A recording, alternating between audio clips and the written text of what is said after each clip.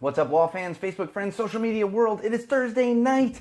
You know what that means. Time for another exciting episode of Go Tell It to the Wall podcast. We're gearing up for episode 33 here. We are going live for the entire episode, as has kind of become the new norm, usual. I don't know, but it's fun. We're going to keep doing it. Hopefully, on-air producer Bridget will be joining at some point to help us out, keep me in line. You know how that goes if you've listened and watched over the past few episodes. So you kind of know how that goes. But we're going to get into it. We're going to record the entire podcast. So stick around. Feel free to comment. We'll be interacting as much as possible. It's hard to kind of keep up with all the comments. I'll be honest about that. And then just quick disclaimer for everyone out there, and I'll probably mention it again on the podcast itself. I've got a few people kind of hanging out in my house right now, eating food, drinking wine, and all that good stuff. So it might be a little loud in the background here, but we're just going to deal with it. It's going to be fun. Hey, Kevin, thanks for joining. But stick around, because we're going to have some fun. We got all kinds of good stuff to talk about, and we're going to get right into episode 33, Go Tell It to the Wall podcast. I am who? That's right, Sean O'Rourke.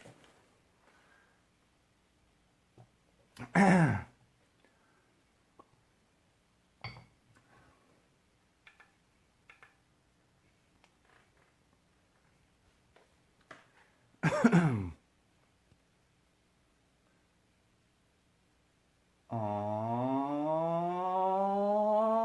right, Wall fans, welcome to another exciting edition of Go Tell It to the Wall podcast.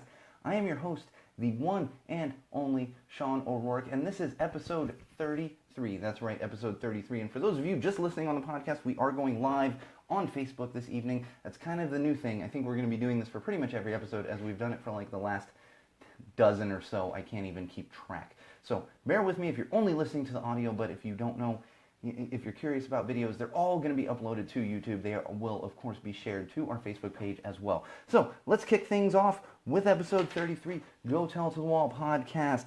First off, social plugs. As always, if you want to connect with me, with us, at Go Tell It to the Wall podcast, you can do so on Facebook at facebook.com/Go Tell It to the Wall. Also on Twitter at Tell the Wall Pod or at Magic Muppet. That's right, at Magic Muppet is my personal Twitter account. That one does see a little more action, as I always mention on pretty much every episode of the podcast. And of course, if you want to check out some videos and some fun stuff, head on over to YouTube and just search Go Tell It to the Wall, and you will find our channel on there as well. And on that note, I'll just mention it now because another one popped up the other day.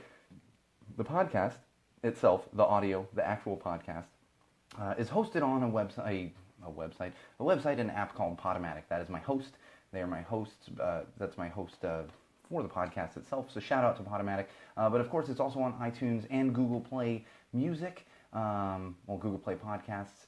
And there's all kinds of other apps out there that kind of populate podcasts and everything else. And in fact, I just found another one the other day, which was Player FM, which has the podcast up there as well. So really, any of your favorite podcast apps, if you're only seeing this live feed video or seeing it on YouTube or something like that, and you don't know how to get the actual podcast itself, those would be the best places to get it. Leave us a review, subscribe, listen, share it with your friends if you do enjoy it, because that's how word of these things gets out. You know, that's why we have all these social platforms and stuff for the podcast. Trust me, I'm not much of a Twitter guy. I'm not, and I'm just kind of gotten on board with it because you have to in this day and age. You really, really just have to. All right. I want to give one more just quick shout out. On the last episode was the 1 year anniversary episode, and I gave a lot of thank yous and a lot of shout outs and everything else. And one, this isn't even a person, but I just want to give a big shout out and thank you to everyone out there that shares this and tells your friends and everything else, because it's impossible to really keep track of everyone and give specific names and all that good stuff. But thank you if you are one of those people that's out there sharing it, telling your friends, sharing it on Facebook, wherever it might be, because we're getting a lot of that lately as well, which is helpful because the podcast itself has become a little bit divisive lately. I don't understand. It's hard for me to comprehend why it's become divisive, because it's really all common sense. You know, it's all common sense. But some people are a little crazy and they don't like to hear common sense. You know, that's what happens when you go into an argument with common sense and people realize that they're just blatantly wrong. They tend to get really defensive. There's actually like scientific studies behind this. It's amazing, but because of that, we're losing and gaining at the same time because of what we've been talking about. But at the same time, it's all common sense. It's all common sense. One more thing I want to get into before we get into our usual sections here is an update on Alec Rosenberg. I've mentioned him over the past couple of podcasts. We've shared the GoFundMe page to the podcast. It's also been tweeted out, or to the Facebook page. It's also been tweeted out and everything. So if you're interested in donating some money to help with Alec's surgery, I'm not going to get into all the details of it, but they're raising money. Him and his father, who is a comic book artist and author, has been raising money through this GoFundMe page. And I actually had the pleasure to meet Alex this past weekend when I was at a wedding for actually his uncle and his now aunt, as they were getting married, and Alec was one of the ring bearers. And I was thinking about it. My wife said the same thing to me. She said, I don't understand how you can meet this kid or see this kid and not just want to help him in any way possible. And he's just the sweetest kid, one of the sweetest kids I've ever met, and just an amazing, amazing human being. And we're going to continue to do whatever we can to help him along. The good news is, which I mentioned on the last episode, they met their initial goal on GoFundMe, and I had just heard from John, his dad, John Rosenberg, past couple days, that they were able to purchase their tickets to head out to St. Louis because they have to go to a specialized hospital for the surgery for his legs and everything else. And so they're actually moving along on all of those things as well. So I'll continue to update everyone on Alec, but we're sending as much good vibes and positive vibes as we can his way as he embarks on this journey. And I'll tell you, it takes a lot of strength for a 6-year-old to deal with what he has to deal with and go through this. And that's why we're going to continue to support him and do anything we can at Go Tell to the Wall. And really, any of you out there should be doing the same thing, because, like I said, one of the just most incredible kids you'll ever meet. And I'm happy that we can do whatever we can to support him. We'll continue to talk about that over the next few episodes as well, and I'll continue to get updates from his dad, John, or his uncle, Seth, who happens to be a good friend of mine as well.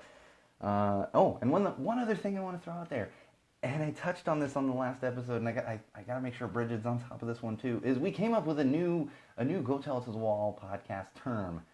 We've been doing this over the past year or so. I come up with these funny terms, like an old one, which wasn't one that I came up with, was sports ball, and we retired that. You can go back and listen to it when we came up with the #passion motto that we've been using quite a bit. But there's been a lot of those little things that we've talked about, and one of them that I just kind of threw out there on the last episode was tangented. Still haven't figured out the pronunciation on that, but we're gonna make that a new word here at Go Tell It to the Wall, because especially if you've been a listener since the very beginning, you know that this show is really just all about tangents. There's sections and stuff, and I come in here planning to talk about certain things, but it's just so much tangents going on. So when stuff like that happens, we'll say that we tangented. I think tangented is going to be better. We'll see what on-air producer Bridget says about that one as well. But we're going to use that term because I think it's hilarious. Tangented. We'll see where it comes up. It's probably going to come up like 5 times in this episode, because that's what I do, is I get distracted and then I get on a tangent. I get tangented. You know, it happens. But we're gonna move on. All right, social. Got some good stuff this week. First one I want to talk about is an Instagram star, which I still don't completely understand the Instagram star thing. Or you're on there and popular and you're making money off of sponsored stuff. I guess that's what makes you an Instagram star. However, there is an Instagram star model, whatever you want to call her, on Instagram, named Kristen Hancher. Am I pronouncing that right? Yes, Hancher. I could be completely pronouncing that wrong, but I'm not sure on it. And she's from Los Angeles. What happened recently, and obviously, like I said, Instagram star. So she's constantly on Instagram. I'm sure she does some of the live videos and stuff. I'm not familiar with her work personally, but I'm sure she does some of the live videos and all that good stuff. And so what happened was she had accidentally started a live stream while she was at home with her boyfriend, Andrew Gregory. I'm giving their names because, there's not super embarrassment. The story's out there. But she was at home with her boyfriend, had accidentally initiated a live broadcast on Instagram.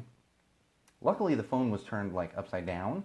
However, she then proceeded to be intimate with her boyfriend, and a good, I think it was 4 or 5 minutes of this was recorded on Instagram Live. And I laughed because it is funny. And it's extra funny because she didn't accidentally record herself, so hopefully that kind of takes away some of her embarrassment, because I do feel for her and her embarrassment. But the funny thing is, it's just how connected we are in this world, And this should be a caution to everyone out there, especially if you're one of those people that is constantly using your phone, always looking up whatever, or always broadcasting something. Everyone's always tweeting, everyone's always live this, live that. And this should be a caution to you that sometimes these things happen. And especially if you're always using your phone and you're always initiating these things, sometimes you accidentally click something because your phone's so used to doing it, but you're not actually meaning to do that. So she obviously deleted and everything else and apologized and stuff. But to me, the bottom line here is just we're just too connected. We are too connected.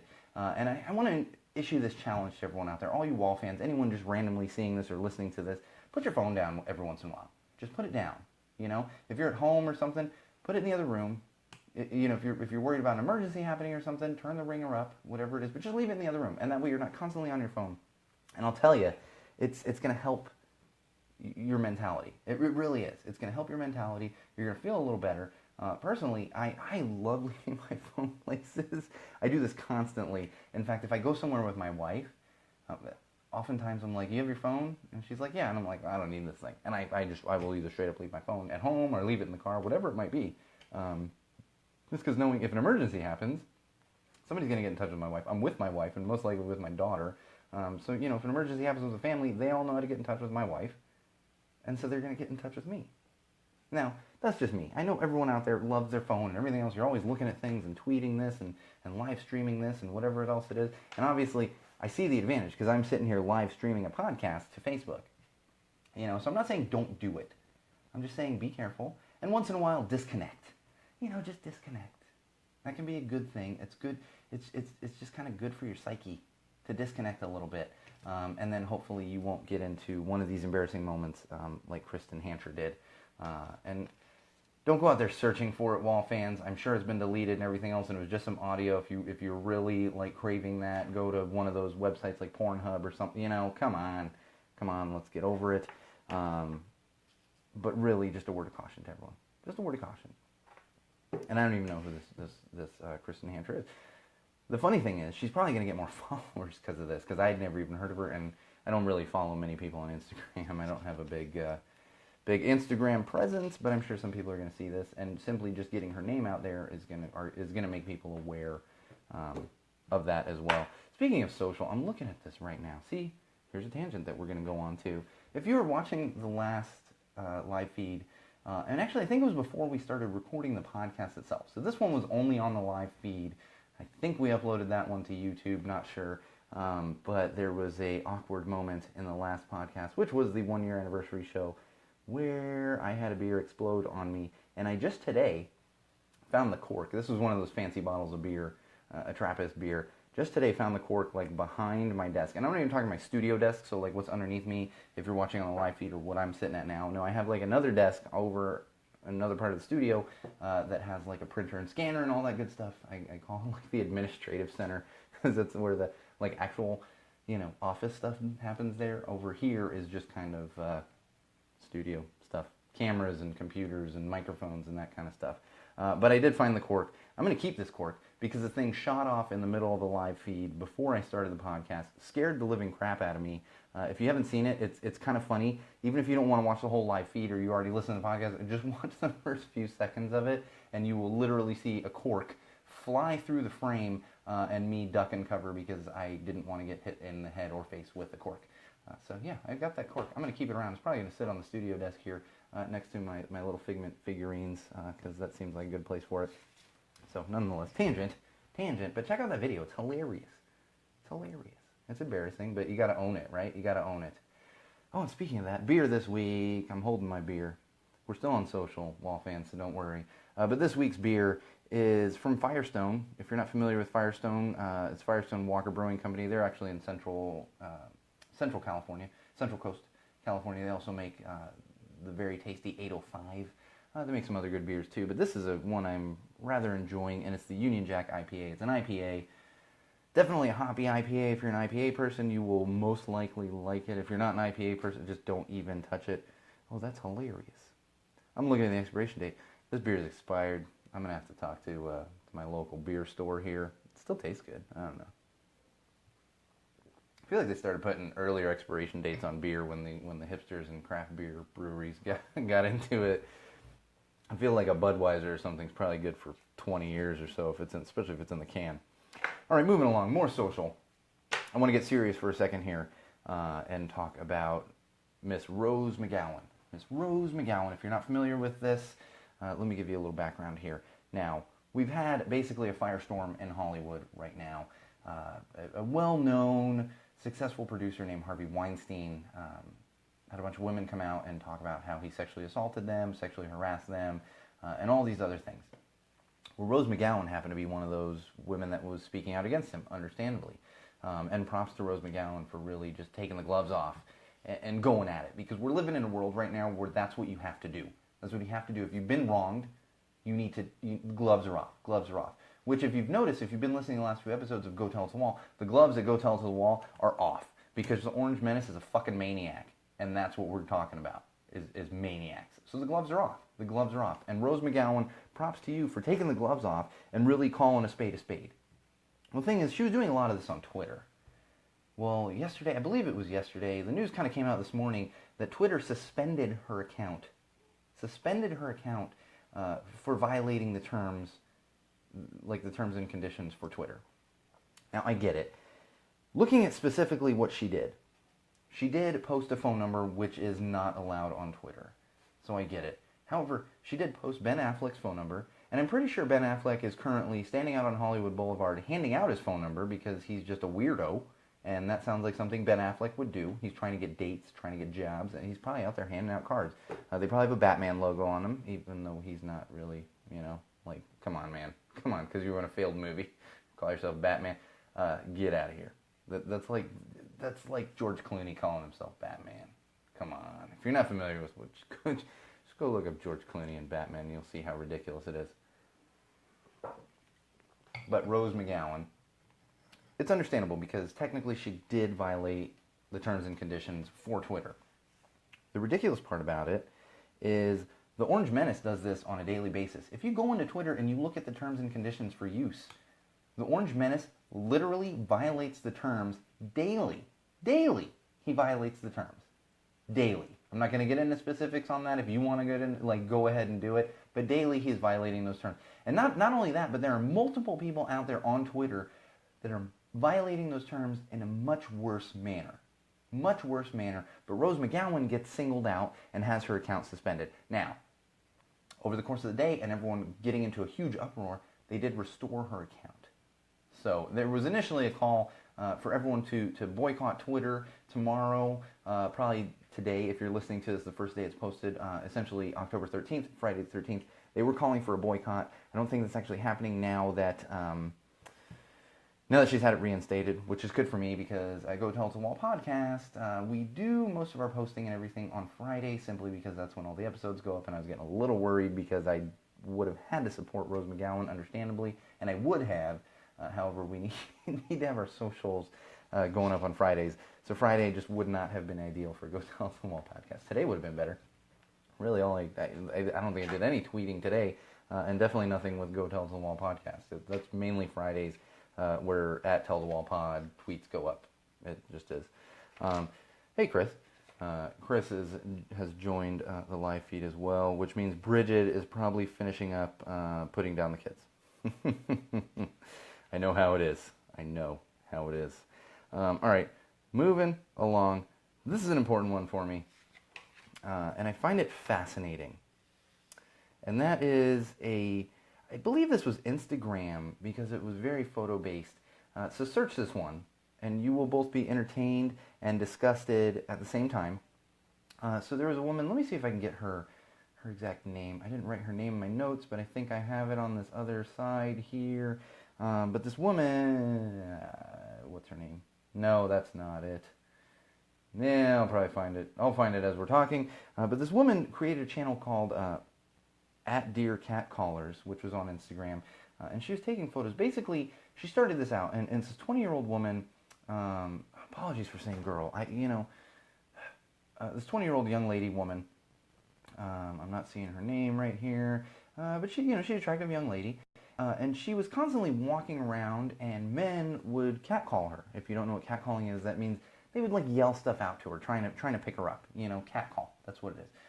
If you haven't heard the term, it's kind of like the old construction worker joke, where the construction workers are on the site, and they ogle the women walking by and try to talk to them and say stuff to them and everything. That's catcalling. That's catcalling. So she created this channel on Instagram called @DearCatCallers. And so initially she started this as she would speak back to him. Because a lot of times, if you and most of you out there have been in the situation, whether you're a male or a female, you've either seen it happening or it's happened to you. And it started as her actually turning back and trying to talk to them and being like, what do you mean? In fact, one example, I can't remember the exact example, but this guy had said something to her and she was like, well, yeah, why?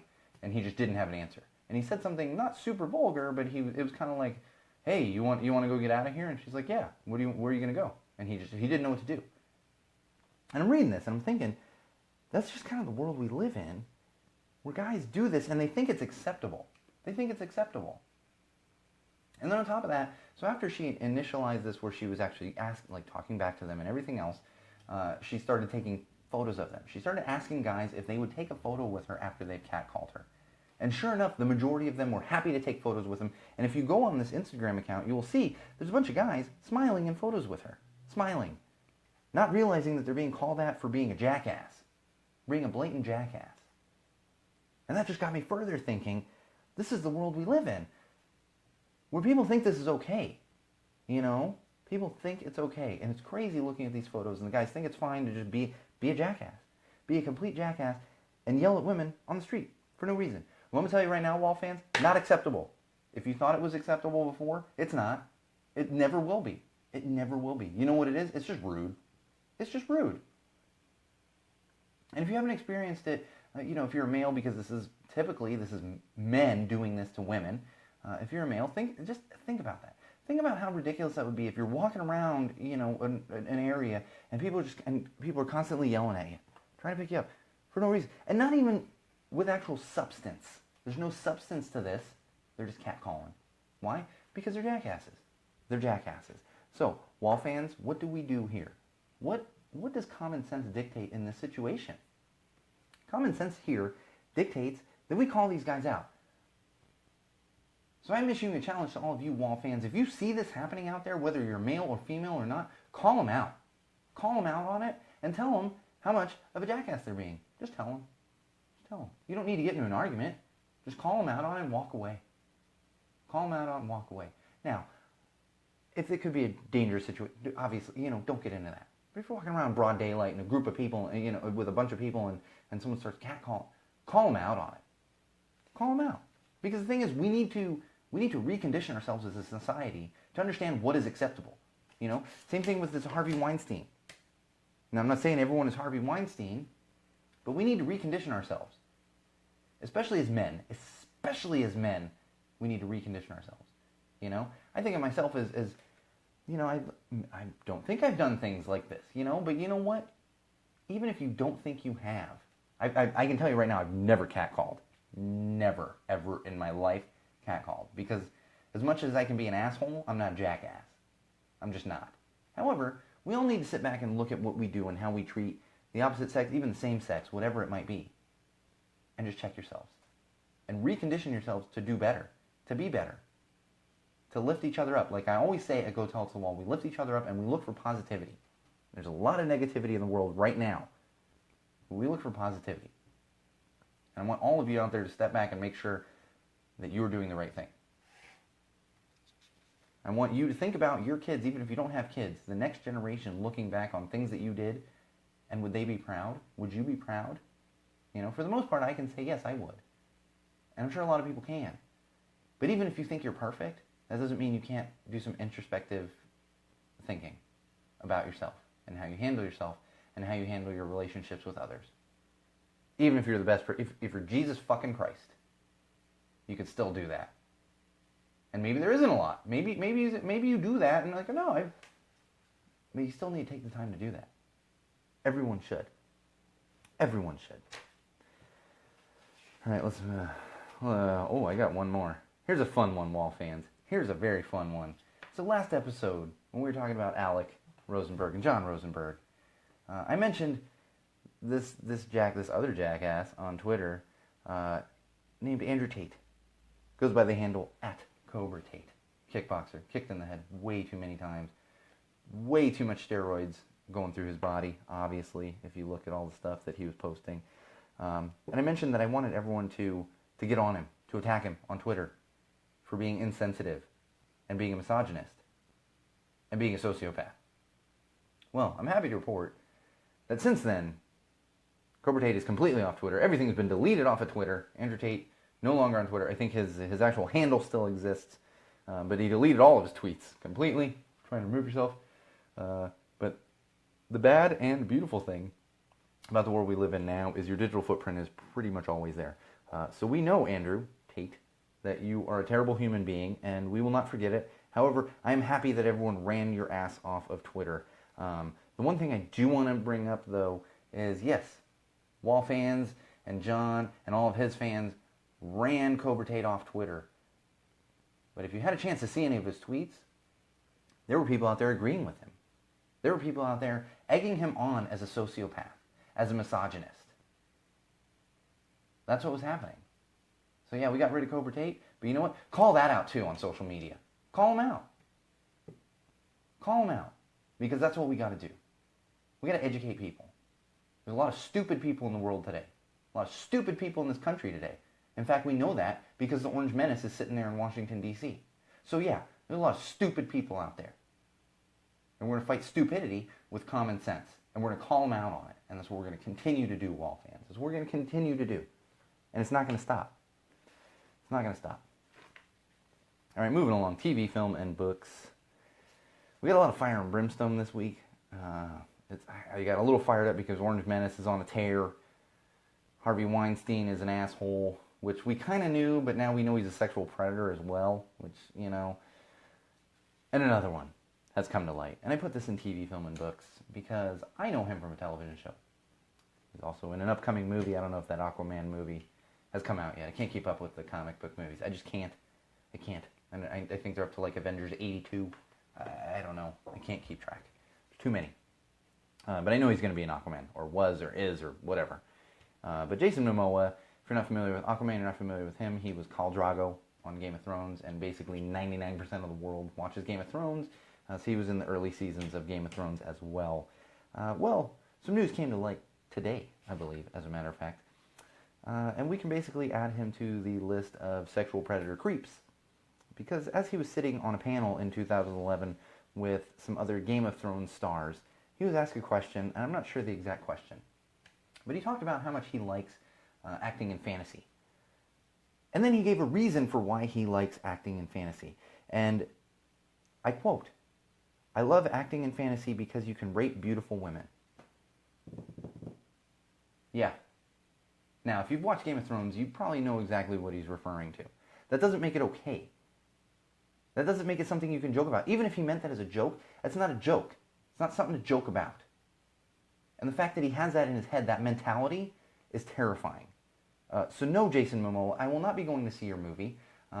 Really, I hope you get some help, because you clearly need some help. I don't care that you have these big muscles and everyone loves you and all this other stuff. No. Do better, Jason. Do better. Don't be a jackass. Don't be a sexual predator. Because even if you haven't been a sexual predator, haven't really sexually assaulted anyone, you have the tendencies. The fact that you could say something like that is not okay. Is not okay. Because I'll be honest, as much as I just said, check yourselves. Think about how your relationships are. Think about how you treat other people. I would never joke about that. That is not a joke. It's not a joke. Ever. It's never a joke. So Jason Momoa, we'll add you to the list of assholes with Ben Affleck and Harvey Weinstein, and I'm sure we're going to get a new one daily now because that's kind of what we're living in. And on that note, if you're listening to this and you're a woman, and this has happened to you, I know you always hear this, but somewhere you have an ear that will listen. Somewhere you have someone that will support you. So find that support. Look for it. And even if you don't, find me on Facebook, find me on Twitter, find me anywhere. Find me on Sean O'Rourke Live when that website's finally up and launched. And I will do everything I can to help you. Even if you just need someone to talk to. That's what we do at Go Tell It to the Wall. We support people, we lift each other up, and we are positive here at Go Tell It to the Wall. In such a negative world that we live in, we try to bring some positivity to it, along with common sense. Gotta have common sense. Oof. Common sense. All right, moving along. Still on TV here. You may or may not be familiar with this show. There was a show on AMC or A&E, one of the cable networks years ago. I saw a little bit of it years ago, called Duck Dynasty. Followed these rednecks down in the South. I believe they were in Louisiana. But these rednecks that somehow found a niche and created a business and became really rich. So it was a show about rich rednecks, wealthy rednecks. But of course, I use the term redneck because they were ignorant and closed-minded, and still continue to be ignorant and closed-minded. In fact, the founder of the company, who was the father of the guy that runs the company now, I can't even remember the son that runs the company now. His name was Phil. I'm not even going to give his last name. Honestly, I remember it, but his name is Phil. He's a redneck asshole. And years ago, he came out and he talked.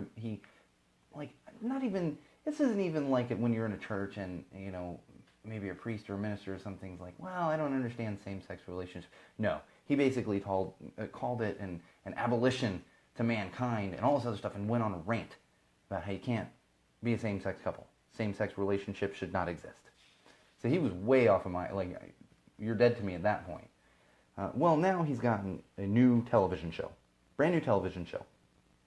I can't remember. I don't even know what it's called.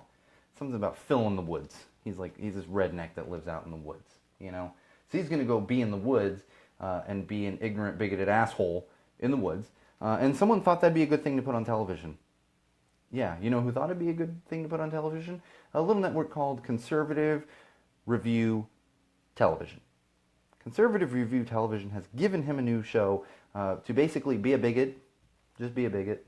However often they're gonna show this show, be a bigot once a week or once a month, whatever it is, however often they film. And he came out and said he's not going to hold back. Not going to hold back at all. And that's the amazing thing. And this is the culture that has been cultivated by the Orange Menace and by a lot of people out there that have been empowered to be bigots, to be bigoted assholes. Robertson, like Phil Robertson here. So apparently there's going to be a television show where he's going to sit in the woods and talk about how being gay is terrible, about how he is so godly, even though he looks down on people when he's really just a dirty, smelly redneck who's going to be sitting in the woods, killing things for fun. Yeah, it's terrible that those two guys down the street want to get married, but it's okay to be an asshole. Come on, man, just come on, get out of here, Phil. No, that's enough. That's enough. So watch out for that, because this will probably empower other people to be bigots and assholes and jackasses. It's probably what's going to happen. Because as we've seen with the Orange Menace, that's what happens. People get empowered and they think it's okay. It's not okay. It's not okay. It's not. Speaking of the Orange Menace, I came to a realization today, actually, because we don't talk politics on the show. We've started talking about the Orange Menace recently simply because it's common sense, and it's the world we live in. And he's probably going to send us into a nuclear war here soon. Who knows how many more episodes of Go Tell It to the Wall podcast we're going to actually have, because that son of a bitch is getting, just wants to launch those nukes. I was talking to someone over the weekend, and they were like, he's sitting there with somebody and being like, why can't I launch these? Why can't I launch these? And someone has had to explain to him why he can't just launch off nuclear warheads. And this man is president. This is happening. Even if you're somehow a supporter of his, which if you are, you probably shouldn't be listening to this show, because you're not going to agree with anything I say. You're just not. So don't listen to the show if you're a supporter of his, just don't. But if you somehow are, think about that. You know that conversation has happened. You know it's happened. And that's terrifying. It's freaking terrifying. Absolutely terrifying. Well, a little article came out in Vanity Fair this week talking about the Orange Menace and talking about how he hates everyone in the White House. How he hates everyone in the White House. There's also been some additional stories coming out this week from the Republican Party, from the GOP, Republican Party, about how the Republican Party realizes that he is completely unhinged and is unfit to be president of the United States of America. Unfit.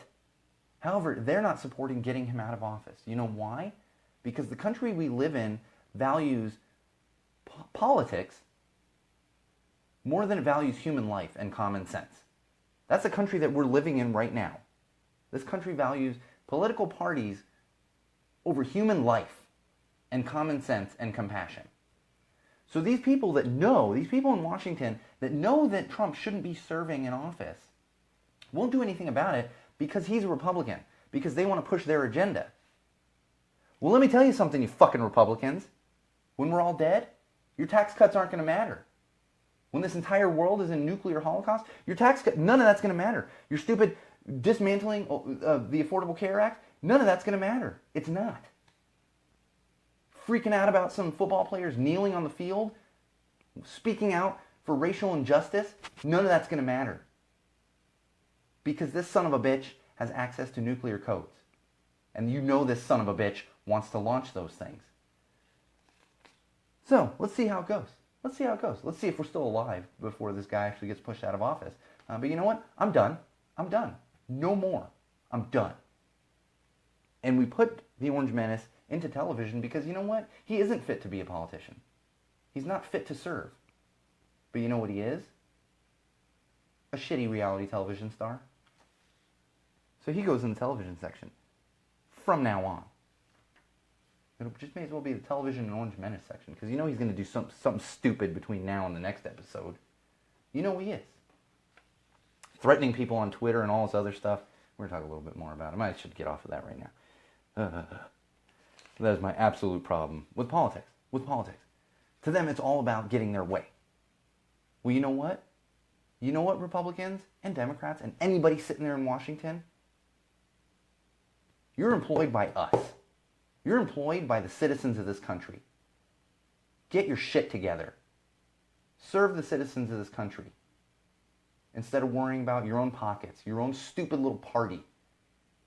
It's an appropriate term, party, because who cares? I don't care if you're Republican, Democrat. Get out of here. It should come down to common fucking sense. That's where we should be. But unfortunately, Orange Menace doesn't care. Orange Menace doesn't give a shit. He doesn't. And nor do these Republicans. And honestly, it's not. Right now it happens to be Republicans. I'm sure the Democrats would be doing the same thing. They'd be doing the same thing. Same thing if they had a crazy person in there. Same exact thing. So really it's all of them. I'm just calling out the Republicans right now because they're the ones messing up the most right now and literally staring at two sides of a book. One side says, we get rid of this guy and maybe we don't push our policies through. And the other side says, we get our policies through, but we die. The American people die. And as Eminem said just the other night, the Orange Menace is just going to gas up his jet and fly around while we're all dying in a nuclear war. He's going to fly around like an idiot and probably go land on some abandoned island because you know the President of the United States of America has some fallout shelter on some abandoned island where he just gets his ass on Air Force One, paid for by the American taxpayers, and watches the world burn. Burn. From Air Force One as he flies around like an orange jackass. Drives me nuts. Absolutely nuts. Let's move along, though. Orange Menace is going to come up in this one, too. It's going to come up in this one. That's Mr. Robot. I've talked about Mr. Robot so many times on this podcast. Well, finally, episode 3 started last night. Didn't have time to watch it last night. I actually got up first thing this morning. Not first thing. I take care of my daughter. As soon as I put her down for her first nap, I went, oh my God, I got to watch Mr. Robot. Mr. Robot starts off a little slow this season. I'm kind of watching. I didn't watch it since the very beginning. Love the show. Absolutely love it. But I'm like, okay, it's good, but you know, what do we? About halfway through the show, Rami Malek, who plays the main character of Mr. Robot, goes into a monologue. And I'll be honest, this is the best monologue I ever heard, seen, or watched in my life. And I'll be completely honest with you, I'm sitting on the couch in my living room watching this. Like a minute into the monologue, I stood up by myself in my living room. I didn't really clap, but I stood up and just went, yes. Yes. I was feeling it. Toward the end of the monologue, I found myself slightly in tears. The emotion going through this monologue is just fantastic. And as I've mentioned before with Mr. Robot, for this season they ordered additional episodes after Donald Trump, the Orange Menace, was elected to office because they had some extra stuff they had to do. Well, they've already started on that. So I encourage you, and I'll actually share it to the Facebook page Maybe share it on Twitter as well. I'm going to get it out there as much. Even if you're not a Mr. Robot watcher, check it out. And even if you want to watch Mr. Robot and you're a little behind, it's a little spoilery, but it's not crazy spoilers. And I encourage all of you out there to watch it. It is a fantastic monologue. Rami Malek is a fantastic actor, and the content of the monologue is just ridiculous, and at the same time just so saddening. It makes you angry and sad, and I don't even want to say happy, but fired up at the same time. So check it out. Rami Malek. Props to Rami Malek. The guy deserves every television award simply just based on that monologue. It's fantastic. Sam Esmail, who's the creator and producer and actually wrote and directed the first episode of Season 3. Huge props to him as well, because your show is freaking fantastic. Season 3, I'm so looking forward to the next episode. I can't even wait for it. We've got almost a week to wait for it.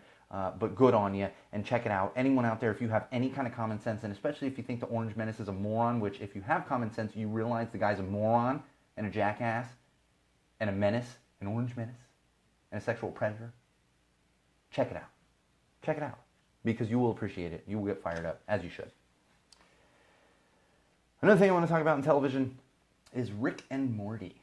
Now, I actually still have yet to start watching this Rick and Morty show. I've heard from multiple people that I need to watch Rick and Morty. It actually happened over the weekend, this past weekend as well, as I was at the wedding, which I was also reminded Dan Harmon created Rick and Morty. He's also the creator of Community, which I was a big fan of, still am. It's just not on anymore. And a big fan of all the actors that came off of that show as well, and especially Donald Glover. Oh man, finished up the first season of Atlanta. I'm in this weird mode. Like now, I feel like I'm just constantly waiting for a show to come back. Like Mr. Robot's going to kind of satiate that for a little while, and I watch sitcoms and stuff too. But there's these like kind of deeper shows like Atlanta, like Mr. Robot, like Game of Thrones. I feel like I'm just constantly waiting for these to come back. And that's another one, is Atlanta. I'm just now in this holding pattern waiting for it to come back. But Rick and Morty, I'm familiar with the show. I haven't actually started watching it, but I did find this interesting. And that is McDonald's last week. Now, apparently, and forgive me, and if you haven't started Rick and Morty, this technically might be a spoiler, but I haven't watched it either. So this is stuff you just kind of see in the news. Apparently, there's an episode or a story arc where Rick, who's like the scientist character, he wants to go back in time and get this Szechuan sauce that McDonald's had for a limited time. And there's this whole story arc behind it where he's trying to travel through time and all this other stuff because he just wants this Szechuan sauce. The Szechuan sauce from McDonald's. Well, McDonald's, without even, not even in conjunction with the show, actually did a limited run of the Szechuan sauce last week. Now, fans showed up to all the McDonald's that were supposedly going to have the Szechuan sauce and demanded it was lines out the door, all this other stuff, and they had a limited supply of the Szechuan sauce. Well, as this all was happening, I did a little research, and I came to understand the meaning of the Szechuan sauce from Rick and Morty. And it's not so much that you want the Szechuan sauce. What it is the Rick character has this empty soul where he has like everything he could ever want, but he really doesn't have like contentment. Haha, there's a little viral video going around right now with contentment. He's just not content. So really, it's a what's the word I'm looking for? Chris, are you still on there? It's a not an analogy, but a metaphor. Metaphor. The Szechuan sauce is a metaphor for Rick's empty life. And the thing is, all these fans that showed up and lined up at McDonald's didn't get that. They didn't understand it's not about the actual freaking Szechuan sauce. That was a metaphor. So Wall fans out there, if you were trying to get the Szechuan sauce or you still want to get some or whatever else, didn't understand, it's a freaking metaphor. It's not about stupid Szechuan sauce. It's not. That's a fact. But I will get around to watching some Rick and Morty. We probably won't talk about it a ton on the show because like everyone else is going to be behind me. Like I said, so many people have told me I need to watch this because of how intelligent a show it is. And really, I think it's just not marketed that way, and that's why I couldn't find myself getting into it. You know, I remember all these weird like Adult Swim shows on Cartoon Network, and I was never a big fan of the majority of them. But I think this Rick and Morty is very different from kind of whatever those weird shows were as well. All right, moving along, music. We got some music. Oh, yeah. Oh, what do you know? With the first topic in music, more Orange Menace. The BET Hip Hop Awards happened this week. And they had a little interstitial from the rapper Eminem, where he did a little freestyle. And basically ripped the Orange Menace a new one. If you haven't seen this freestyle, I encourage you to watch it. And he essentially, not even essentially, literally said he's drawn a line in the sand, and if you're a fan of the Orange Menace, you cannot be a fan of his because of the differences. We're so close to that at Go Tell to the Wall. I'm not officially taking that stance, but we're kind of close to that. Like, common sense. Common sense means, you don't want an asshole Orange Menace. You don't want to be a fan of an asshole Orange Menace. But he did destroy the Orange Menace in this freestyle. And again, my daughter's sleeping, and my wife's at the office. I watched this video of the freestyle, and I don't want to say I was crying. I had a tear in my eye. I had a freaking tear in my eye. Because he's right. But then I also got to thinking, because Eminem did have a bit of a reputation at one time, and still does, for being a bit of a misogynist and insensitive toward LGBTQ, that community. So, I understand that. And I'm not saying we should anoint Eminem as the chosen one or anything. But then I also got to thinking, oh, well, the Orange Menace is an insensitive, misogynist, anti-LGBTQ. Maybe we need to fight fire with fire. Now, I'm not justifying what Eminem has done. And in fact, I haven't really gotten into I've heard his music. I was never a huge fan or anything. The song he does with Rihanna, Monster, really speaks to, and he does it on purpose, addiction and mental illness. It really does. That song itself speaks to me. However, I've never been a huge fan. So I don't know kind of how that shook out, and if it was all just lyrics and stuff. Because, especially in hip-hop and rap, lyrics are out of hand sometimes. And I can understand. That's like saying, if you look at Quentin Tarantino movies. I'm not saying Quentin Tarantino, I'm not defending him or anything, but no one watches his movies and says he's a murderer or any of these things. And I'm not saying we should give Eminem the benefit of the doubt, but I just don't know personally. I don't do a little more research on this myself. However, if he is this insensitive, misogynist, sexist, anti-LGBTQ, let him fight it out with Trump. At the very least, he's pissed off that redneck Kid Rock, who also happens to be from Detroit.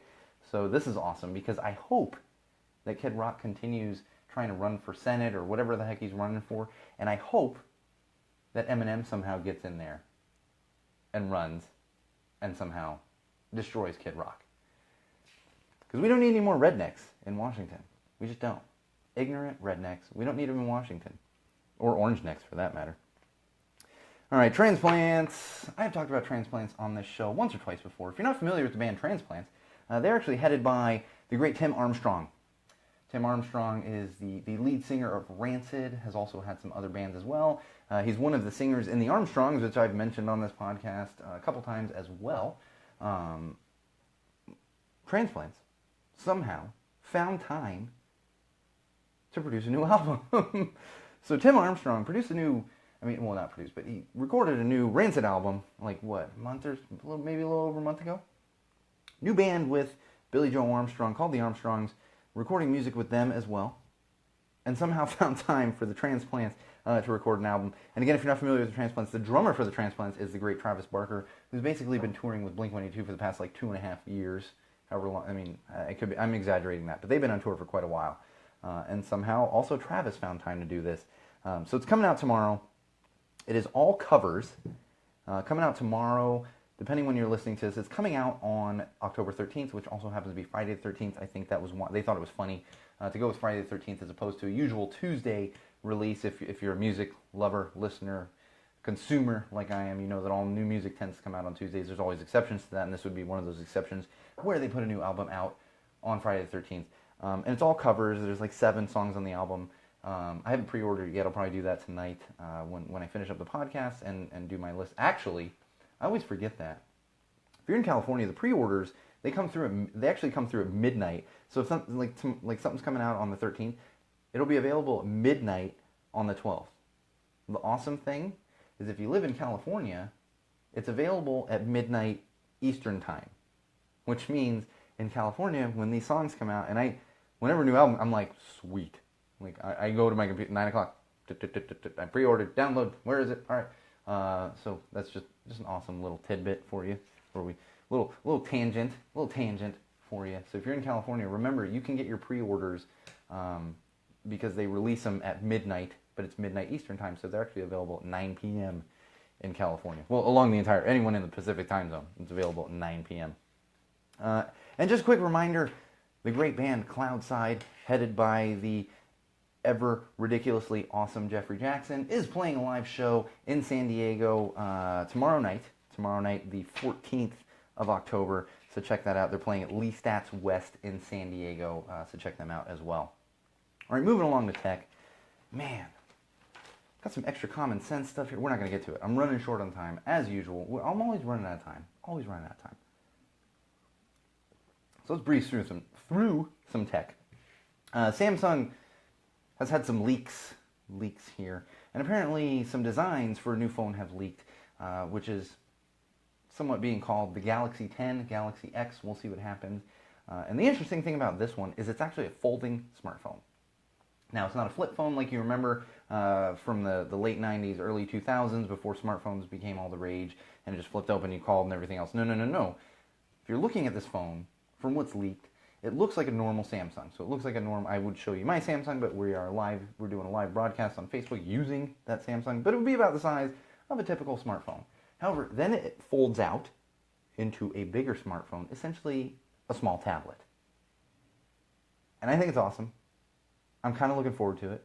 As long as they don't take away my 3.5 millimeter headphone jack, I will possibly look at getting one of these.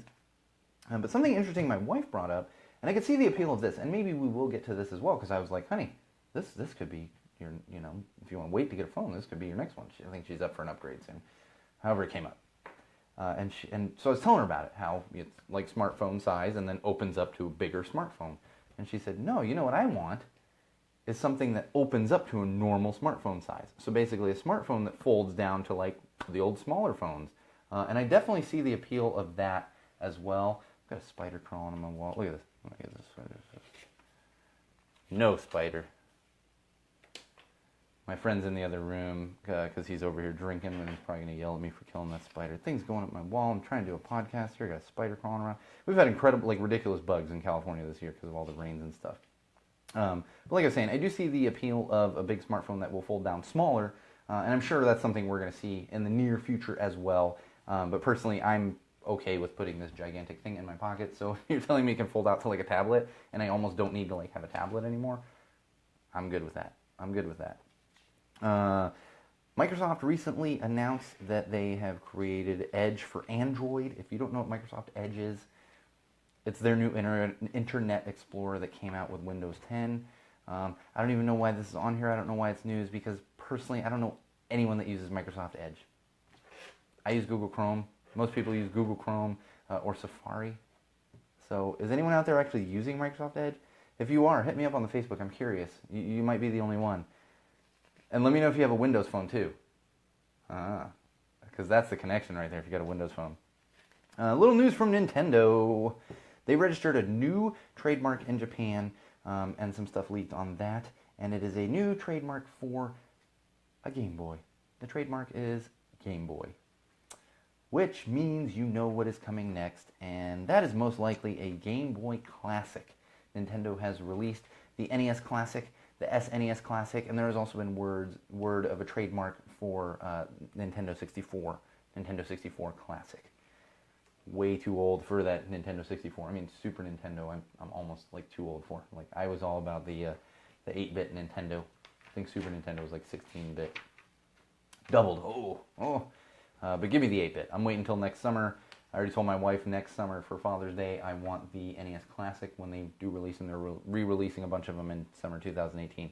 But the Game Boy Classic could be interesting too. That could be interesting. We'll keep an eye out for that one. We'll kind of follow that as it comes out. One more thing in tech, and that'd be the Google Mini. I talked about it last episode, how I'm super excited to get one. Well, I'm glad I didn't jump on the bandwagon right away, because they had some glitches, not with all of them, and it has since been fixed. So if you have a Google Mini in your home, you don't need to worry. They have since fixed it with a software patch and update. But what they had was a glitch where in a limited number of Google Minis, it was actually constantly recording. Because see, that's the important thing with these smart speakers. It doesn't actually record or engage with you until you give a command. Well, apparently the Google Minis were constantly recording, and I actually found out from my friend who's here right now, my friend Yeti, I've mentioned him on the podcast before, that actually had to do with the touch. So basically, if you touched it, you engaged this thing where it had it recording all the time. So it's since been fixed, but just kind of a heads up to all the wall fans out there, found it interesting. Moving on to sports ball, I'm going to talk really quick about Mr. Jerry Jones. Mr. Jerry Jones. He is the owner of the Dallas Cowboys, and in fact, I'm going to save this story on Richard Matthews. Hang on, I'm making some notes, pretending to write stuff. No, I'm actually writing stuff. I'm actually writing stuff there. Once in a while, I actually do some work for this podcast. No, I'm always doing work for this podcast. Jerry Jones, the owner of the Dallas Cowboys, richer than God, more money than God. I mean, the guy's filthy rich. He's kind of been at the forefront of the racial injustice protests that have been happening.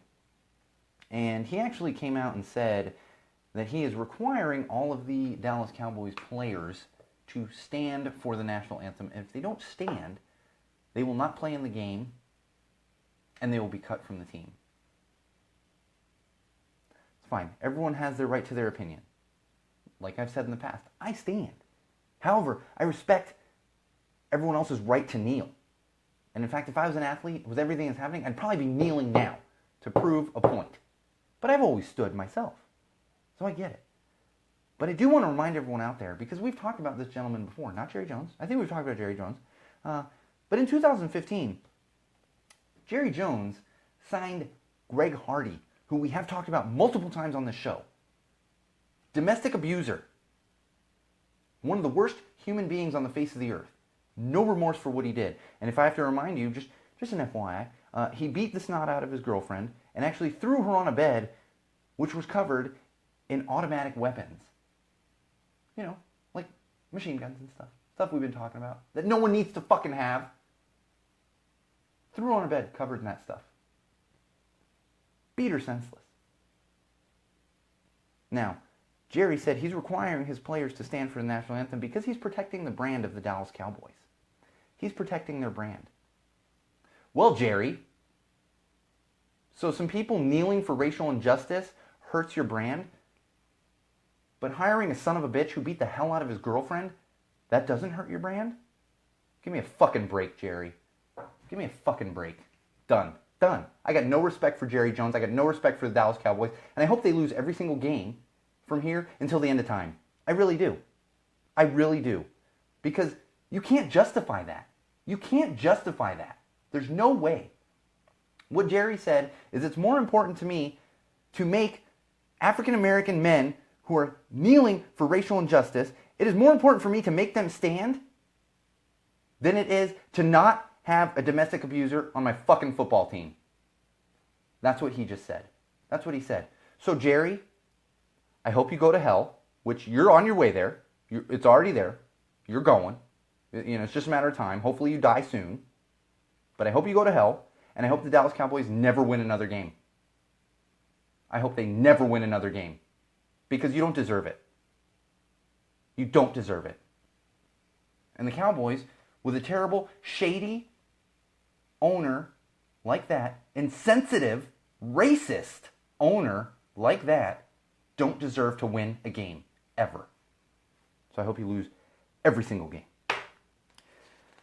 All right, I teased it at the top of the show. I do want to talk about this, and it's funny because I was just talking about a football team in Texas. I'm wearing a little Texas football shirt here. This would be the University of Texas in Austin.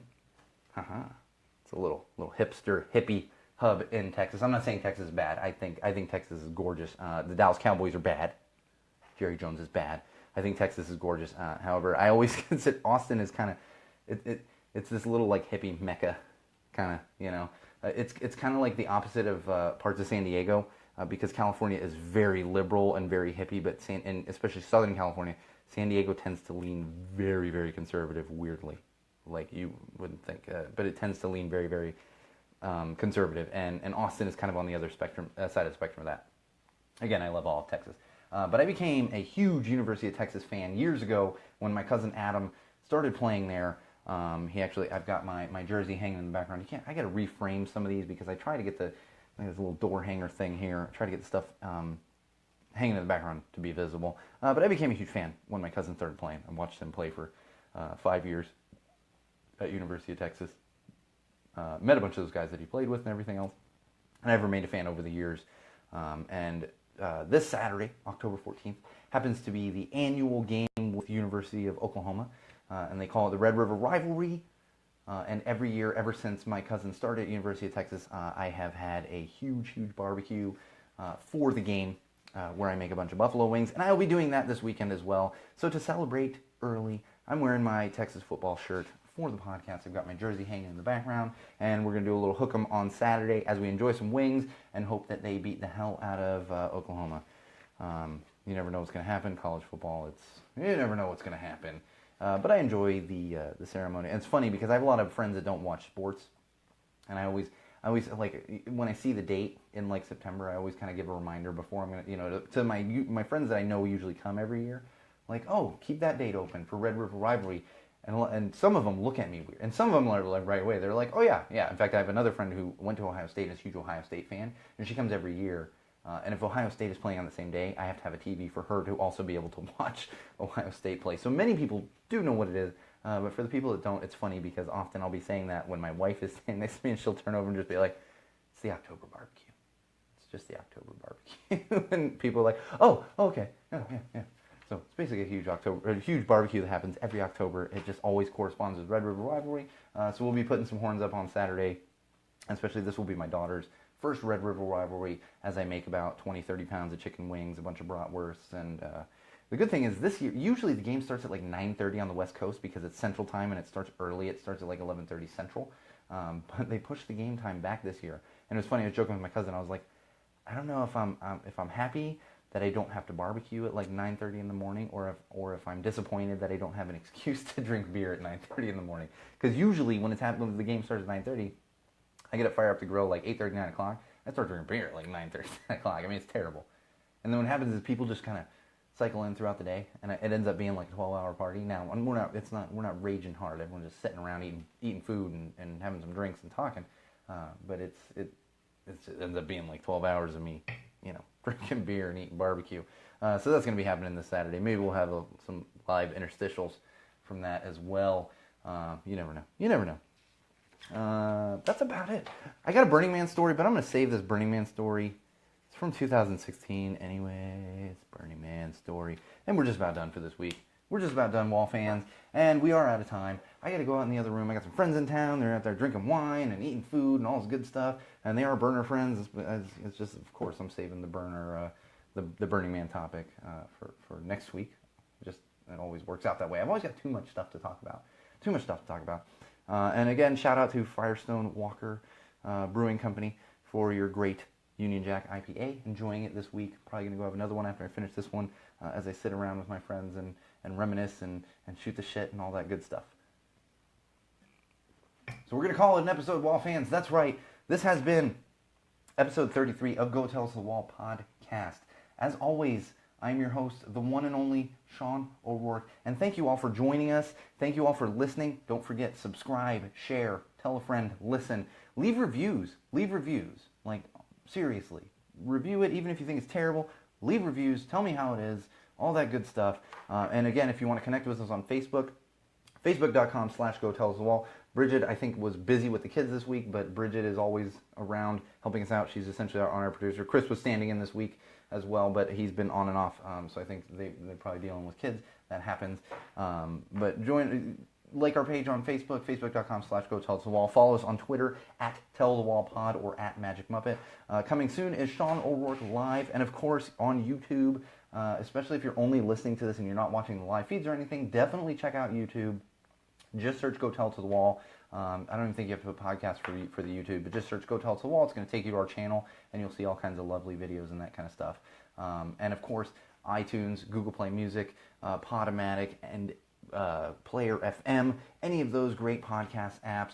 Check it out. That's where you can consume the podcast itself, outside of connecting with us through social platforms as well. And like I said, thank you all for listening, but please, please, please, please, please subscribe and share, because we're losing some fans, but we also need to be gaining some fans at the same time, because we've gotten a little divisive here. The good thing is the division is all based on common sense. So thank you all for joining us. Episode 33, Go Tell It to the Wall podcast. I am Sean O'Rourke. Remember to always, always have passion, Wall fans. And no matter what you do, no matter who you meet, no matter where you go, no matter why you do it, always, always, always use common sense.